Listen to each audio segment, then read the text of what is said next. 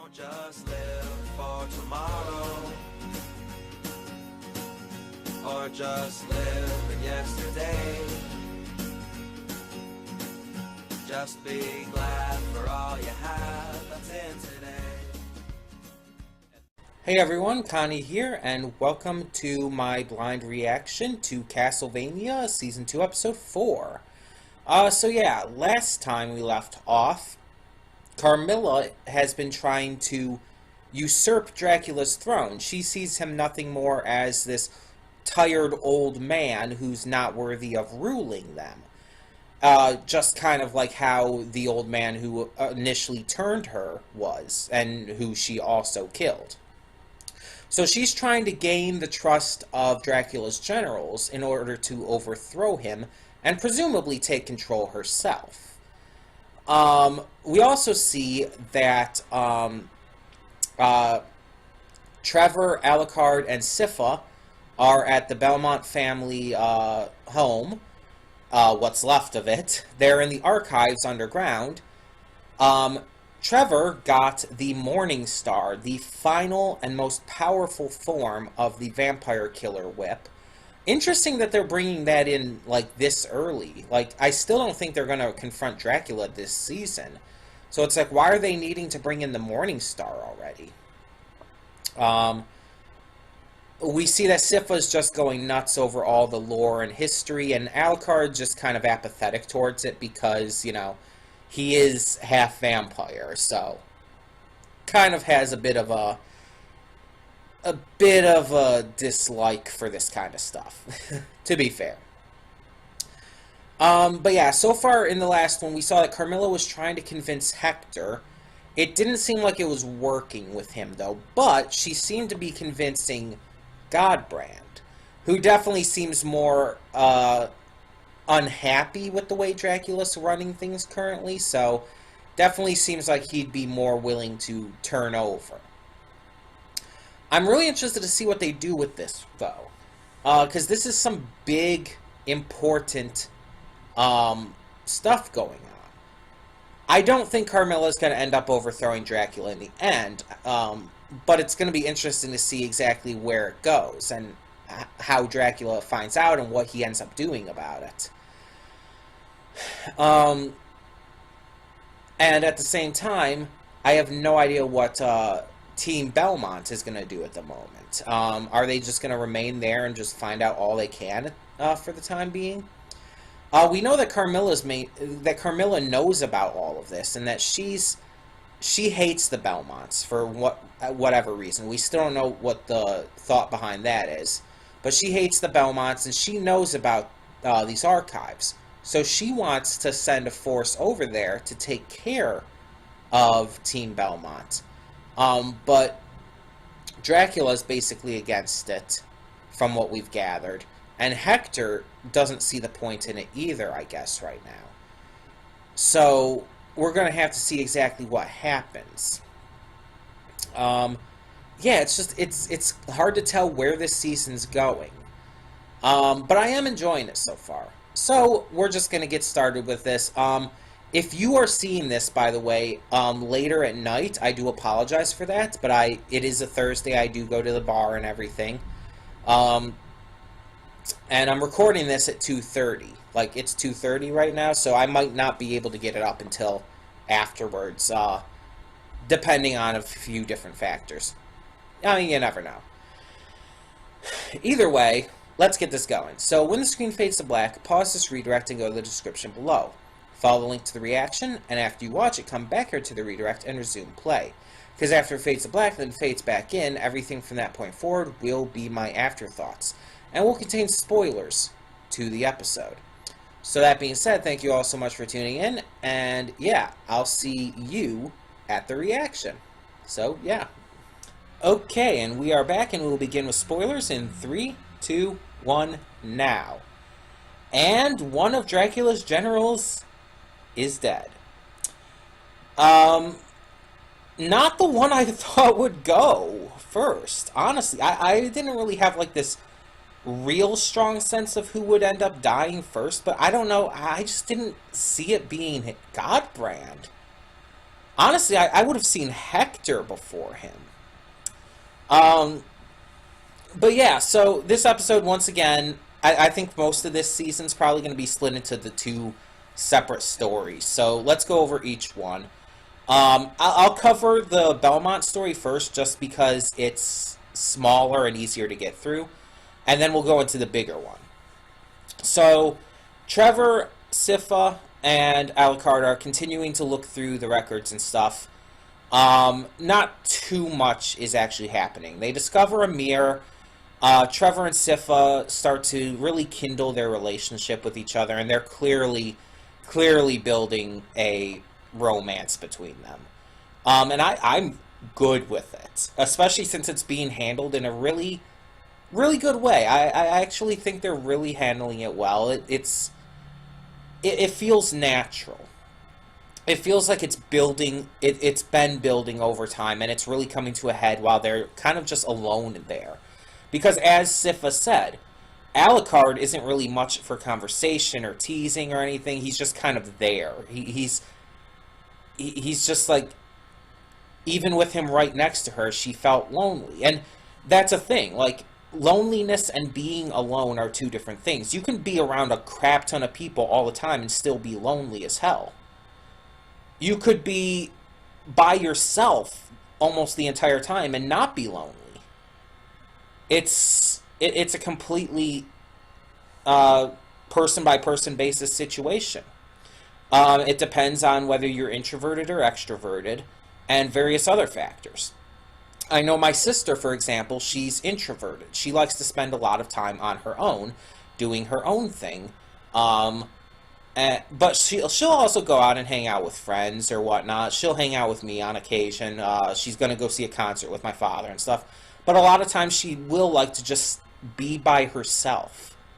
Just relax and not have to worry about interacting with other people. She likes that. On the other hand, I am very extroverted. Despite being shy and timid around people, I'm actually very extroverted. I would rather be around people most of the time. And heck, even doing something like this on YouTube, I consider this extroverted, an extroverted activity, because I'm interacting with you guys in a way. I'm not like face-to-face with you, but I'm still doing something to interact with other people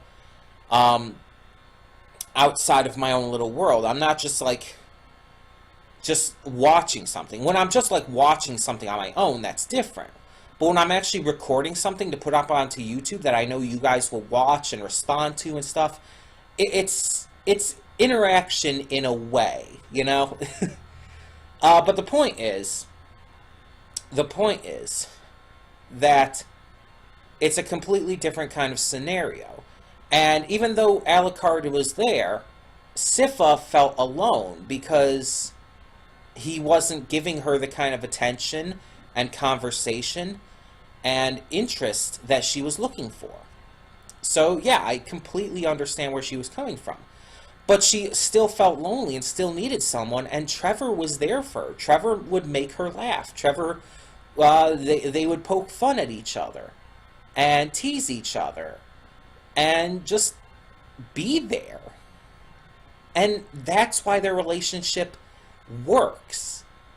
Because it doesn't just come out of nowhere. It's actually showing why she's connecting with him. And he's connecting with her because, yes, he's been sad. Very much so. He's been lonely himself.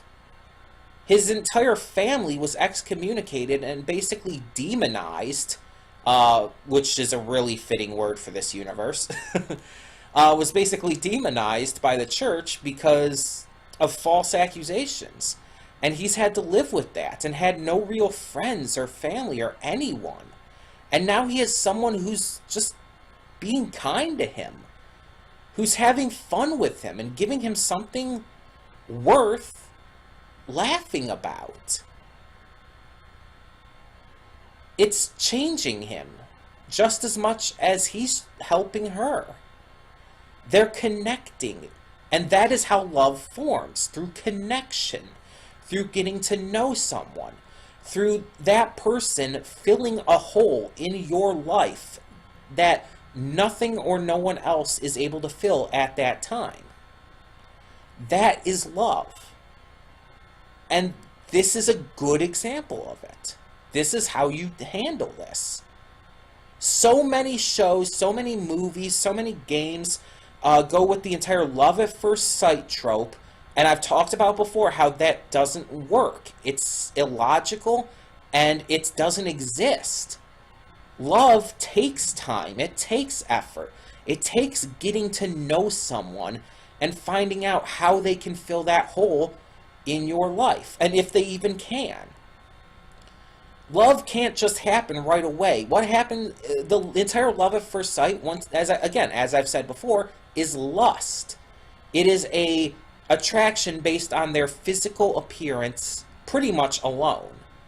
Maybe on their personality to a smaller degree, but the love at first sight trope is based almost entirely on physical appearance. It's like, oh, that girl or that guy or that NB or whoever, they're pretty.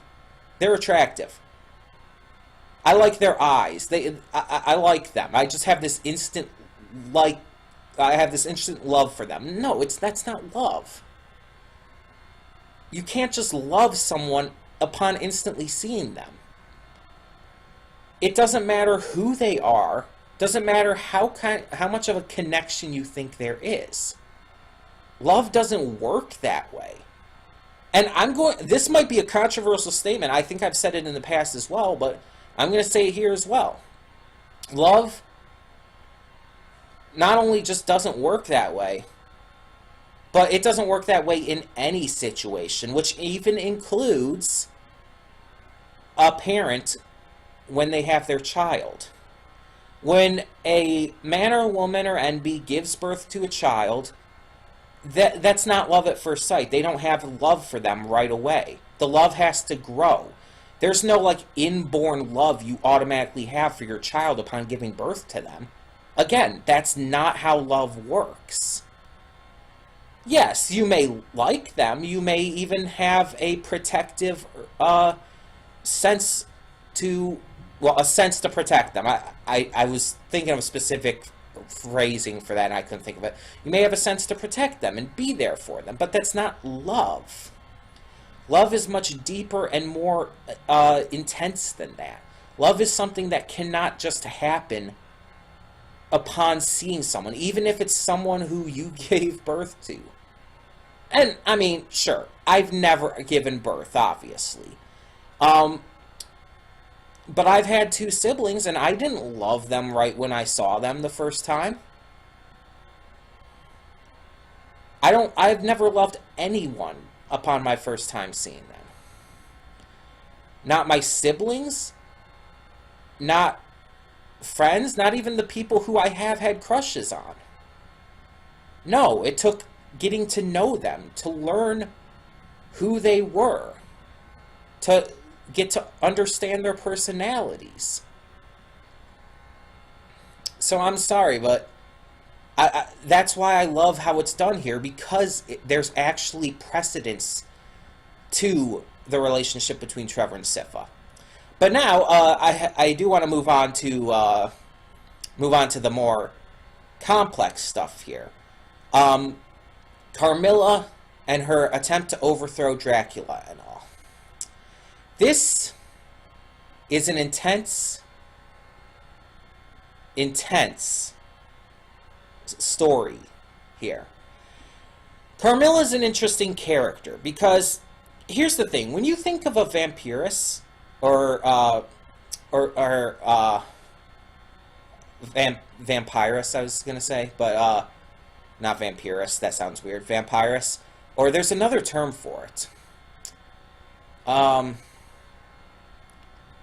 I guess some people will use the term Draculina. That was even used in Hellsing Ultimate. A female vampire, let's put it that way, just to use the most simple terms possible. When you think of that, you think of beauty, because vampires are supposed to be, like, beautiful. Eternally beautiful, eternally just, like, really charming, have amazing charisma, be exceptionally attractive. That's like a very common trope for vampires. Now, Of course, not every story tells vampires like that, but I've always viewed that's how I've always viewed vampires as they're supposed to be. They're supposed to be charming, they're supposed to be attractive, they're supposed to be very charismatic, very strong, very willful, and able to get others to do their bidding. And now, beauty is in the eye of the beholder, of course. But the reason I'm bringing this up is Carmilla's ugly as sin to me. Maybe that's just me, but I don't think Carmilla's attractive, and it's weirding me out because it's like I know she's a vampire and I don't know, it's just the structure of her face, I think. She looks ugly to me. And I'm always one of those people who say like, oh, you shouldn't call people ugly because one, again, beauty is in the eye of the beholder, and two, it's just completely rude. Even if you don't find them attractive, don't just call them ugly. But this is a fictional character, so it's different. I'm not gonna like call like a real person or anything ugly or whatnot. I'm not gonna like attack someone because of their looks in real life. But with a fictional character, especially in animation, I mean mostly in animation, yeah. I mean, of course, it's fine. They're not real. Carmilla's ugly as sin. And it's like, I can see how Dracula could be seen as attractive. I could see that. He has that kind of chiseled face with the very, what's the word for it?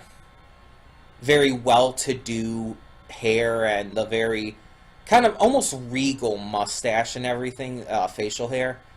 Godbrand, for where he comes from and everything, I guess so. I could definitely see it with Hector and Isaac. And it's just like, but with her, and Alucard, of course, but I don't see it with her. I mean, when you think of other vampire stories and all as well, again, going back to Hellsing Ultimate with Alucard and, Ceres and everything, yeah, they're, like, extremely attractive. But it's like a lot of vampire stories, it's like they make the vampires out to be attractive. And anytime where there's a female vampire, whether you call it a vampiress or a Draculina or whatever, they're always made to be like these extremely stereotypically attractive women. Because that's kind of how the ideal goes. That when you're a vampire, it kind of brings out like the best in your appearance or something. It kind of makes you attractive. It's like part of being a vampire. It's part of that combined with like the charisma and charm and stuff. It lures people in, and it's like, I don't know. It's just funny to me. I wanted to bring that up. But either way, so yeah, she's Carmilla rather, is continuing her siege. She's trying to take over, and Dracula seems to know. He seems to know that everyone's turning against him, and I think he knows that it's because of Carmilla as well. He considers Isaac his only friend, and from what we can tell, Isaac's the only one who's really still straight up loyal, like fiercely loyal. Godbrand has been questioning things. We've seen that even Hector is starting to question things a little bit.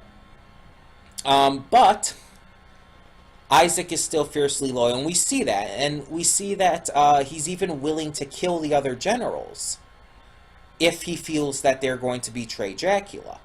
He's so loyal that he's willing to, without even Dracula's permission or word, take them out if he believes that they are a threat in any way. Which means that he's probably going to go after Carmilla as well, since he basically knows that Carmilla was the source of Godbrand's betrayal. So this is going to be interesting. What if this is part of Carmilla's plan, though? I don't think she particularly liked Godbrand, necessarily. What if her plan is not to actually get all of these generals on her side, but have them kill each other, so that all that's left is her in the end.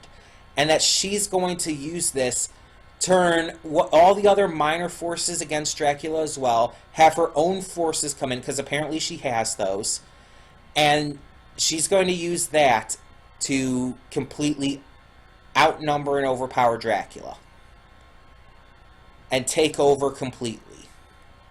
Now, again, I don't think this is going to work for her. I do not think that she's going to succeed, but this is really cool. I'm liking what they're doing with this. I'm liking how they're handling this. We also did see, like, they definitely gave a lot of focus in this episode to Godbrand before his death, so there was definitely some flags there. But I thought they were just focusing on him as a character. I actually did not see his death coming. Because we saw how he was clearly getting more and more sick of having to feed off of pigs and stuff. And so he took a few of the other vampires out, and they raided a village. They killed and fed on all of these different people and had a good old time. And so he comes back from that and goes to see Isaac's, and I think he's trying to actually convince Isaac here. I think he's trying to convince Isaac to basically join him and Carmilla. Though I don't know why he would go for Isaac. I don't know. It just, I feel like even he could be able to tell that Isaac is fiercely loyal. I would think he'd go for Hector before him. I don't know. Either way, it was really fascinating, really exciting. I love what they're doing with this series, like with this season especially. They're really taking some new ideas into account. Now, in the games, I don't think Dracula had this like big army and all of these generals and stuff. I know Death was usually like a penultimate boss in at least a couple of them. I wonder if Death is going to ever appear in this series. That would be interesting. But I don't know of any other like minor villains from the games or whatnot. I was never like huge into the Castlevania games, so I don't know for sure. I played them just kind of randomly here and there, and I never finished any of them. At least I don't think so. Maybe I did. I don't know. I don't think I did, but I just kind of played them here and there when I could. And I enjoyed them enough. It's just I never really got into them enough to finish them. But yeah, I know there was Death, and I'm not sure otherwise. I know there's like other just enemies, like mummies and Medusa heads and whatnot. But yeah, it's interesting. And I'm just really excited to see what exactly they're going to do with this rebellion, how it's going to be stopped, and what Team Belmont's going to do going forward. But I guess we'll see. I guess we'll see exactly what happens. For the time being, though, tell me what you thought of this episode of Castlevania in the comments below, and thank you so much for tuning in.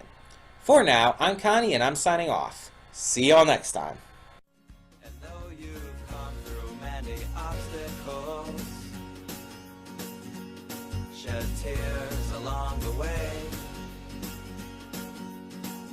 you're still standing, live, love, laugh.